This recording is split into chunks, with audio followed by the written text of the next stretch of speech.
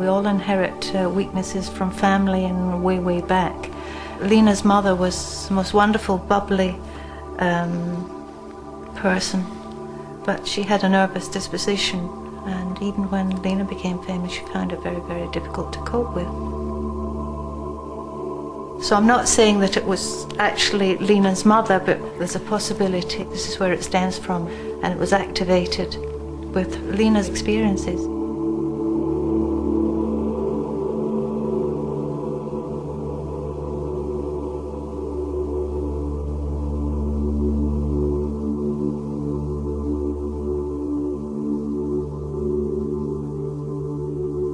But I think at the school, that's when it really started. She started to look at herself and compare herself with some of the dancers who were very slim. And then she looked at herself, and I think that's where it really sort of activated itself. That was the first click. I think I was a student here when I read in the tabloids that Lena had put it down to being at stage school with other girls around her who were much slimmer than her. And I actually remember feeling offended that I almost felt blamed. It was a case of, Lena, why have you said that? Nobody ever mentioned weight at school. Nobody ever said anything. And I did feel insulted that she'd put it down to her school friends who, you know, had all been in together. And to say that it was a case of her sharing a class with thinner pupils, I found that quite offensive. I think that she was unhappy because she was asked to dance here and come and join this show and do this show. And she was controlling her food because she couldn't control anything else. So many folks dissatisfied with everything. She'd felt that she was at everybody's beck and call. You know, producer said, "No, you be at so-and-so at 10 o'clock, and she was there. You know, you do this show, and she was there. You know, you got to sing this song, I'll do it." And she always wanted to do the right thing for people. And I think a part of this process of acceleration, in the same way acted in reverse for her. It was kind of brought on this negativity, that the higher up she went, the more she personally was losing her esteem and her identity. She said, I feel as if I've given away my soul. Yes. I don't have it anymore. I'm dead inside. She did. And all the strength they'd ever need to help them has been wasted. Remains hidden in the confusion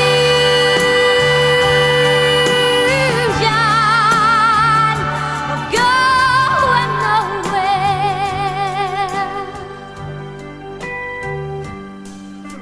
And who am I to criticize this world that I have grown up in? Most of you would tell me that I'm crazy. Yes, I'm crazy, but I can't help it. I understand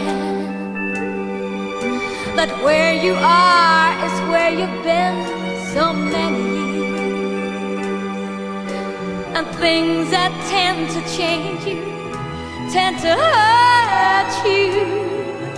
Yes, they hurt you very deeply.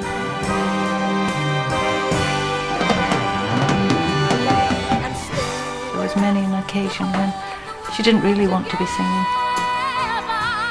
She didn't want to be up there performing. She'd rather not. So she gave it her best, and you would never have known there was anything wrong. But inside she was She lost herself desperate, somewhere. desperate inside. Turning on to going nowhere. Lena herself never said, "Oh gosh, I can't do this." In fact, you know, she would say, "Do you think I could do a panto this year?" Or so it was never a cut and dried situation, ever. So there was never a point when you thought that she should just stop and sort herself out? It wouldn't have mattered what I thought. You know, if I, as a manager, get an offer through for an artist, I have to obviously pass it to them, and it's up to them to decide whether they want to do it or not. And Lena was always terribly enthusiastic about what she was doing. In fact, You know, I think in a way, show business kept her going for a long time. Somebody promised me the sunshine. Somebody promised me the moon. Eventually we moved down to London because of her illness. She was still doing a bit of television then. She was doing a television series as it happened. Her managers, everybody was worried about it. I ran her all over the place looking at different people, going to see psychiatrists, hypnotherapists, even acupuncture. Tried everything. Harley Street specialists. And it just did not seem to come together. Well, when I came down to London when I was 14, she had changed. You know, I think that's when the anorexia had got a hold of her. And so the sister I was looking for, she wasn't there. Her illness overtook her life completely. I used to try and go into in-depth conversation with her and say, if there's anybody that's upset you or anything that's happened, you can tell me. I'm your sister. This was not a happy time. Her mother was drinking heavily and her parents separated. Lena continued to get worse. She played with food all the time. Food had to be there. She would go out and do a massive big shopping, and she would come in, and within maybe just 3 or 4 hours it's gone. Everything's gone. And you think to yourself, where did that go? You know, this wave-like little creature standing in front didn't eat all that, you know. But what she was actually doing, and what I didn't know, this had been going on for a couple of years, which I didn't know, was that she was putting food in her mouth and taking it out again. She was spitting it out again. And she'd done that day in, day out, day in. The only way that sometimes I could make her eat something was with a lecture where I talk with her. And would say, Lena, stop thinking about yourself for a minute and think what you're doing to us. Do you see what we're hurting? That we want you to eat. We want you to live. Please, Lena, please, will you eat something before you let it go too far? And we'll leave there, and maybe in the next couple of days she would eat a little. And that was the only way that I could keep her weight up, was to put the onus on us, which was real. It was real. We were suffering. We were suffering watching her.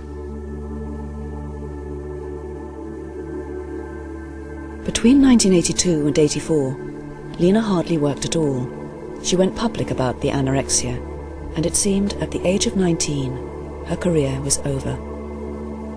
Lena could stop work for maybe a couple of years, and then she would say, oh, I'd love to be back. Do you think I could do such and such a thing? And or if an offer came in, I'd say, would you like to do this?